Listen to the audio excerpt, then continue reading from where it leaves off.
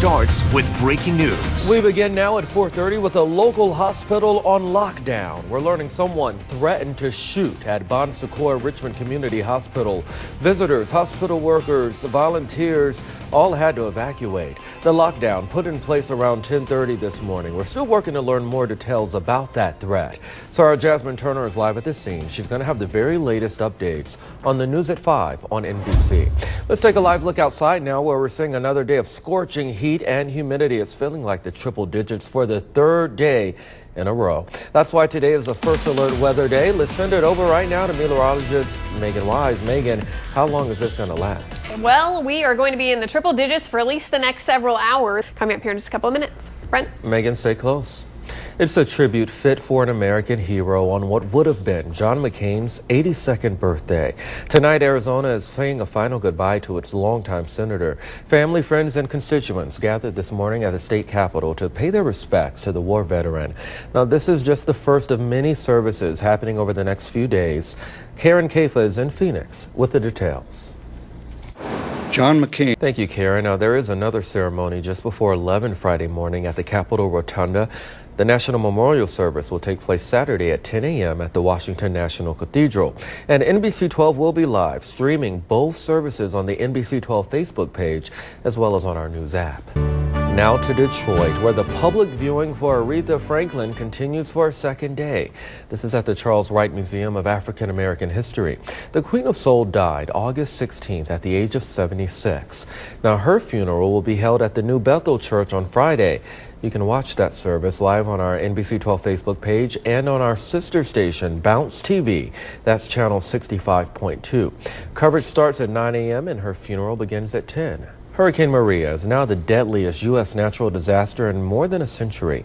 The Puerto Rican government updated the staggering death toll after commissioning a new report from George Washington University. That report estimates nearly 3,000 people died in the storm's aftermath through February. That's dramatically higher than the previous official count of just 64 people. Katrina Sakades is one of thousands who lost loved ones. She says her mother died less than a month after the storm, suffering from heat and stress. She had asked me to send her one of those battery fans. The new report blames the Puerto Rican government for a massive communications breakdown and lack of proper emergency planning. The new death toll from Hurricane Maria is now 60% higher than Hurricane Katrina. A former Texas police officer is now a convicted murderer, and he's facing life behind bars after a jury found that officer guilty for fatally shooting a 15-year-old boy. Back in 2017, Roy Oliver opened fire on a car full of teens leaving a party. A passenger in that car, Jordan Edwards, was shot in the back of the head and died. The fatal shooting was captured on body cameras worn by Oliver and his partner. Now, Oliver told the jury he thought his partner was in danger, but that officer testified he never feared for his life. It's just a very gut-wrenching. Sentencing in the case could come as early as today. Life in prison is a possibility. 2 construction workers are dead after scaffolding suddenly collapsed. Now, this happened overnight in Orange County, Florida. The collapse happened near a Disney resort. 4 workers, 7 floors up, were preparing to pour concrete at a new hotel site, but the scaffolding broke loose. 2 workers fell, another held on, and the 4th worker was able to climb to safety. Now, state and federal investigators have been called in to take a look.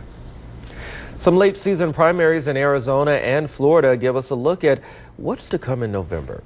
Tallahassee, Florida Mayor Andrew Gillum surged to victory in the state's Democratic gubernatorial primary. Backed by independent Senator Bernie Sanders, Gillum will be facing the winner of the Republican primary, Congressman Ron DeSantis, who's backed by President Trump.